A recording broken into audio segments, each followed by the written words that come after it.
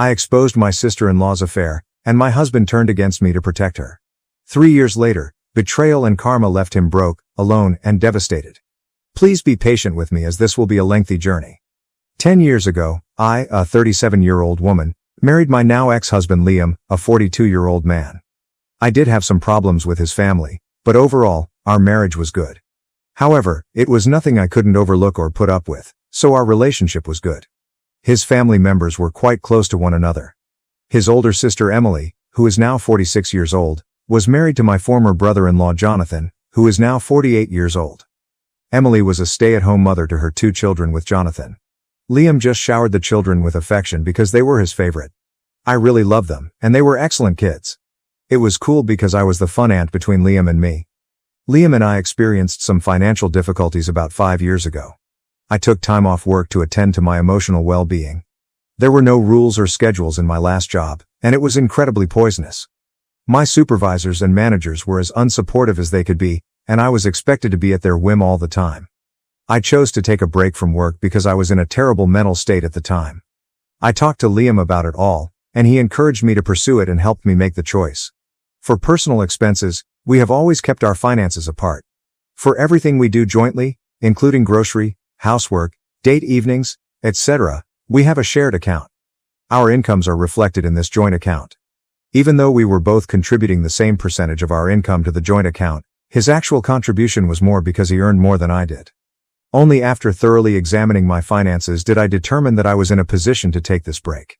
Liam had never been asked to pay my portion or anything like that, nor had I ever offered it. That notion had actually come from him, and I had shot it down right away. I knew I had enough resources to cover my half until I made the decision to return to the job, and I didn't want to mess with our current arrangement. Liam also held a lucrative position in a global corporation, so we didn't need to deal with the money problems we did. Liam began acting strangely 3 months after I lost my job. If I told him to order takeout, he would become irate. If I got him something new, he would lose it. I never used the money from the joint account for personal needs, although I did spend some of it. He would either start being rude or make pathetic excuses if I suggested that we go out on a given day and I didn't want to cook. I made several attempts before backing off. He would act strangely, though, even when I spent my own money that he had no control over. It was rather unusual of him because, in all the years we had been married, I had never witnessed him attempt to dictate to me or offer advice on how I should spend my money. I hauled him up and inquired about his condition.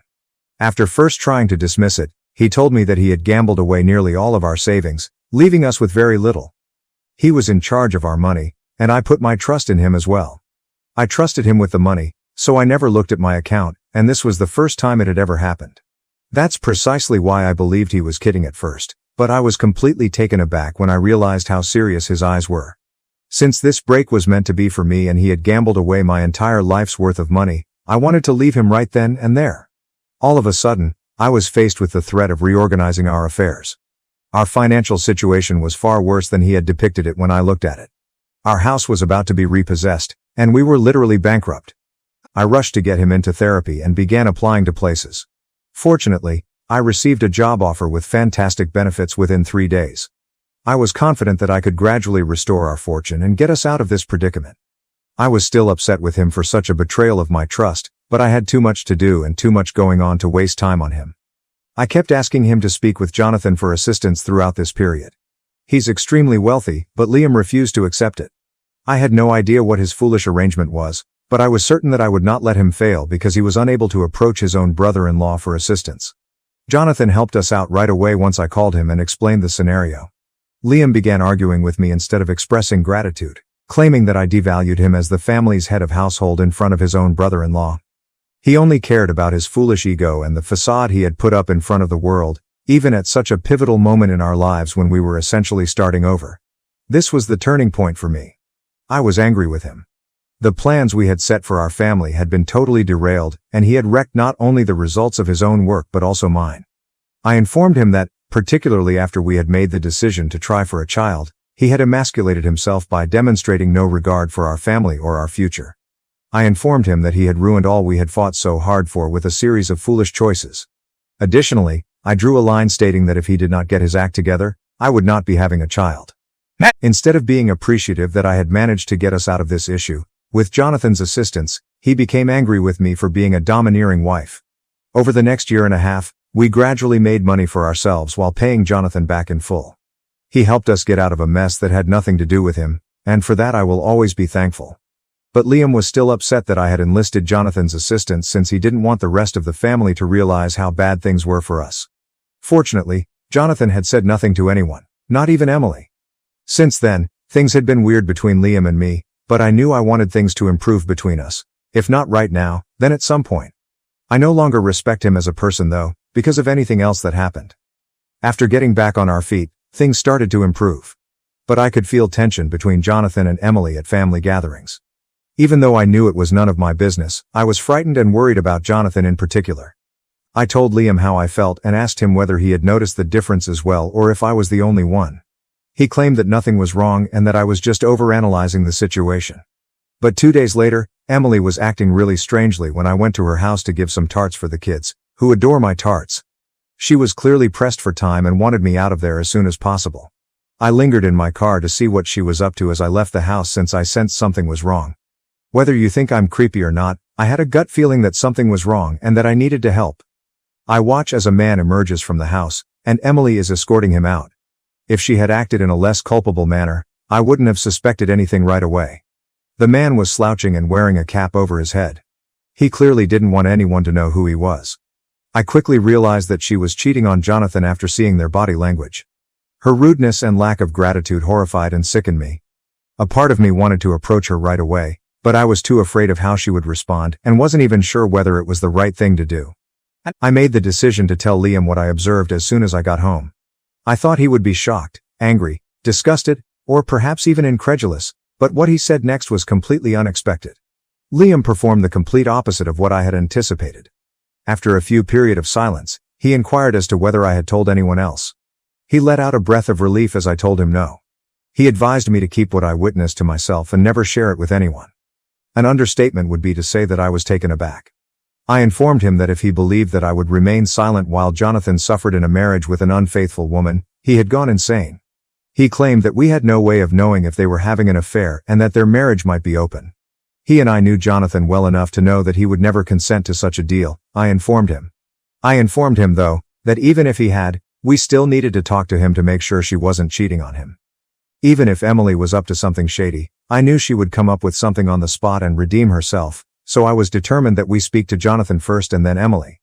He persisted in his resistance and made an effort to think of fresh, creative justifications for not telling Jonathan.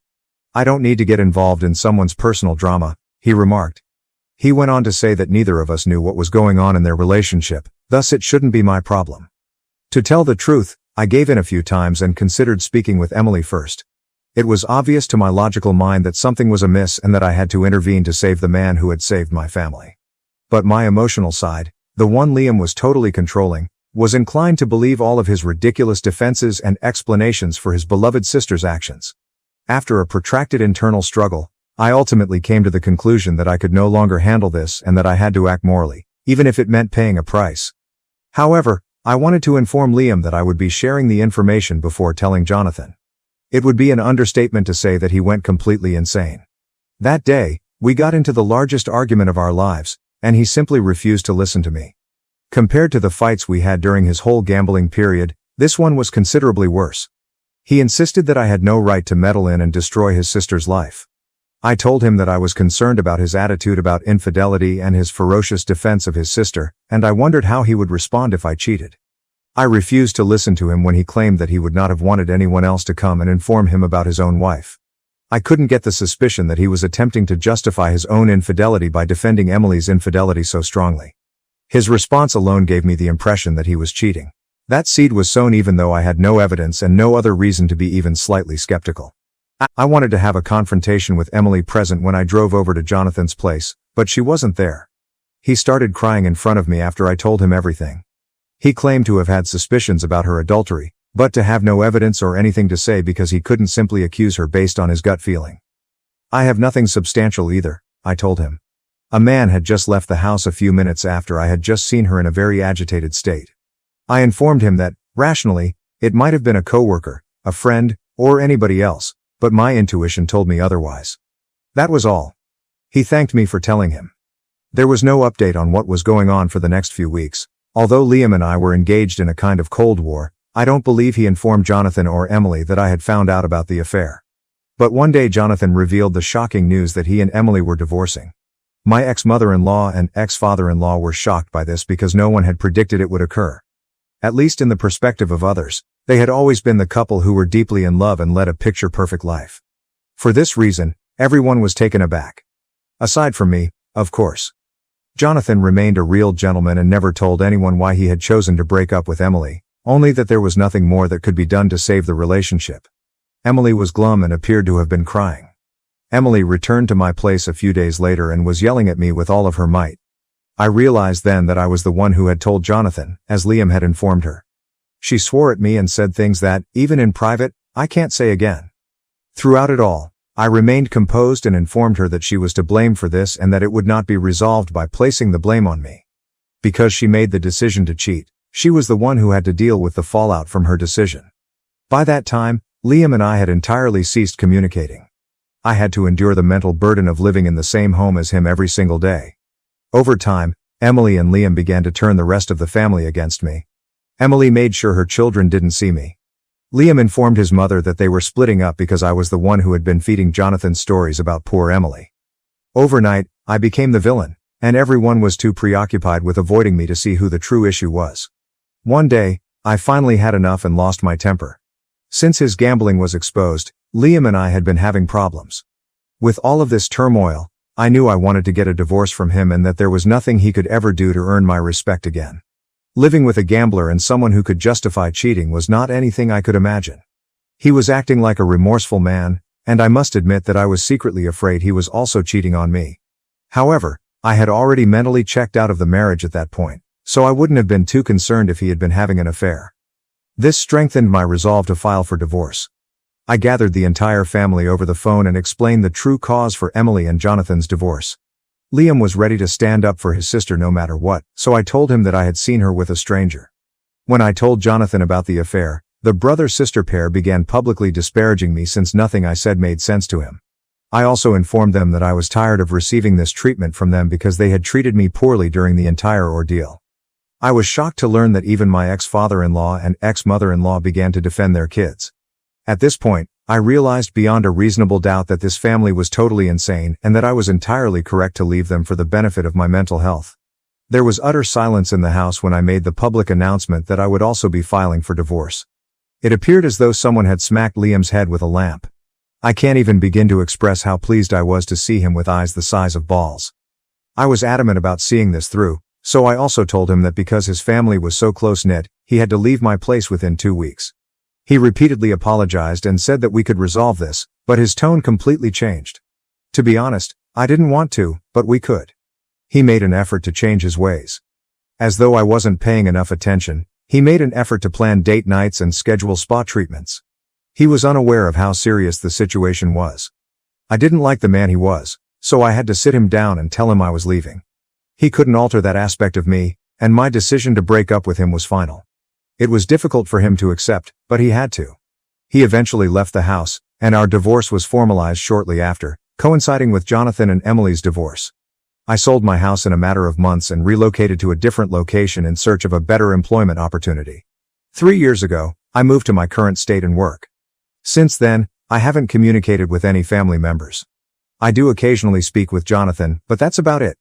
I received a text message from an unknown number 2 days ago. Liam was the one. He was sobbing uncontrollably over the phone, claiming that letting me go was the worst decision of his life and that he should have done more to keep me and had always believed my gut. I asked him what was going on because I wasn't really in the mood for his apologies. He was apparently delighted after being married to Emily's pal not long ago. However, Emily and his new wife had not been seen since last week. He initially went to the police because he assumed something had happened to them, but they contacted him again and informed him that they were both safe and requested him not to try to get in touch with them. In essence, his sister and new wife had fled with him after emptying his bank account. If it's something else entirely, he's really screwed, so I'm hoping that it's only for a vacation and that they'll return. Instead of consoling him, I wanted to laugh in his face while he sobbed like a kid on the phone. You can call me cruel, but that's the reality. Now that he has taken this upon himself, he can go sleep in the hole he dug. I apologized to him for the situation, but I didn't really understand why he was entangling me in his private drama. After he was silent for a bit, I realized I had made the desired remark. He stated he wanted my assistance in attempting to locate them. Since I had saved him from financial ruin the last time, he also required my advice on how to get his money in order. I informed him that I was not assisting him and that he should eat dirt. I informed him that I had nothing further to do with him and that whatever issues he was having were solely his own. I then hung up the phone. I hate to say it, but I'm happy that he's finally being held accountable for destroying my life. Although I am happy that I ended our marriage and I do not wish for him to return, he forced me to work really hard to restore our money before revealing his actual nature and his position on infidelity. The thing that had hurt me the most was that I would have left the marriage the moment he told me about the gambling if I had known he would end up being this way. However, I stayed. I only put in a lot of effort for him. All of this is pointless. This is what really irritated me, and I'm relieved that his behavior and habits are finally catching up with him. Emily betrayed him more than anyone else in the world. Update 1. A brief update. Since this is fresh tea, I decided to dig around. I learned that Emily and Liam's wife, who was only 21 at the time, had planned a trip to Europe and was spending a lot of money. Their frequent social media updates raise some red flags for me because the material is readily available to the public. They may have blocked all members of the family, so no one is aware of what is going on their end, despite the fact that they have posted on Instagram and other platforms. I'm not sure if I should share what I learned with Liam. A part of me feels that I should just inform him and, at the very least, provide him with information. He will cling to me like a leech and want more favors if I do help him, according to the other part. Furthermore, if he would simply use his common sense and stop crying like a baby, he could discover their location just as easily as I could. He sent me another heartbreaking text, telling me that he would be at his lowest moment in life if I didn't help him. I'm thinking of giving in since I can't handle this bullshit every few days, but I'm not sure. Update 2. My last update was quite some time ago. A fresh drama has emerged. When I finally told him what I had discovered, he congratulated me and began requesting more favors. However, I informed him that this was the point at which I would no longer take his cries or even calls. Although he seemed insulted by this, he refrained from arguing with me. He hadn't called me since, so I assumed that was it. My former mother-in-law called me in the middle of the night 2 nights ago. I'm a lawyer, so she sounded desperate when she said they were in legal problems and needed my assistance. She claimed that Samantha, Liam's new wife, had actually eloped with him and that Liam's parents are now preparing to sue him for kidnapping. I jumped out of bed as if I had been shocked. Even though she was of legal age, this constituted emotional manipulation because Liam had fled with a 21-year-old. I felt disgusted and poisoned. I was shocked to learn that I had been married to such a predatory man. I informed my mother-in-law that if Samantha had arrived on her own initiative, the accusations would be thrown out and her parents would be unable to stop it. My ex-mother-in-law broke down in tears at this point, stating that Samantha was now accepting her parents' opinions. She also claims that he groomed her and was engaged with her while she was a juvenile, so she won't be standing up for Liam. I was completely amazed by this. This is why he was so vehemently defending his adulterous sister, I discovered after doing the arithmetic. It was because he was also grooming a young girl and cheating on me. I informed my former mother-in-law that since they had tampered with a little girl's life and feelings, they should all be condemned to rot in the afterlife. They were all remorseful, she said, and pleaded with me to speak for Liam. However, I informed her that I would gladly fight against him in the event that the matter came up, but never for him. She had some chutzpah coming to me, I informed her, knowing full well that her beloved son had cheated on me with a child, used my money to rebuild his life, and is now facing consequences for his actions. After cursing me a little, she ended the phone. Since then, I've been experiencing insomnia. That he would prove to be a predator is unthinkable. I feel like I should throw up because I was with someone as repulsive as my ex-husband, even if there were no indications of this or perhaps I missed some. He should spend the remainder of his life and a few years after that rotting in prison. The poor girl makes me feel sorry for her. She's not even to blame. Liam was 38 at the time, so even if this began when she was 17, it would be 4 years ago. He was involved with a school-age child who was 21 years his junior, and they eventually got married. I'm not sure how this girl became Emily's friend, and if Emily was the one who brought them together. It was much more unsettling because it implied that the whole family was hazardous, and I was able to protect myself and my future just in time. Update 3. Fortunately, I don't have any direct updates from my ex's relatives. Liam and my ex-mother-in-law have both stopped talking. But Jonathan talked to me, and I learned a few things from him. Within a few weeks, Emily and Samantha had apparently returned home, and it was at this point that Samantha began to change her mind. She claimed to have been groomed and to wish to return after divorcing Liam. After that, her parents became involved and threatened to file charges against him. According to Jonathan, the case her parents had was based on dubious evidence, but it was enough to frighten the family sufficiently that Liam gave Samantha and her family money in exchange for their silence and refusal to pursue any charges. Therefore, he is officially bankrupt. In all of this, Emily pretended to be innocent, claiming that Samantha had informed her that Liam had given her the money. They only have each other, even though everyone knows it's bullshit. According to the news, my ex-father-in-law and ex-mother-in-law intend to downsize, so until things are resolved, everyone will live in a one-bedroom apartment. Jonathan informed me that Emily had contacted him pleading for crumbs, but he did not answer her calls because Liam has practically little money left in his bank account and Emily works a minimum wage job. She couldn't deceive him into paying money in that manner because he has full custody of the children. Overall, the family is extremely dysfunctional and codependent, and I'm quite happy that I left their insanity when I did. I hoped Liam would go to jail for what he did to the unfortunate girl, even though I would have wanted to never have anything to do with them. He is both a criminal and a groomer, and I have no doubt that if he can do something like this once, he will do it again. He is in for some fun because living in a one-bedroom with his parents and sister is already a form of jail. I hope something could be done to put him in jail. I'm praying that nothing more occurs and that I don't have any reason to update because I haven't heard from them and I have blocked them on every account and device I can think of. I need some privacy since I'm tired of their drama.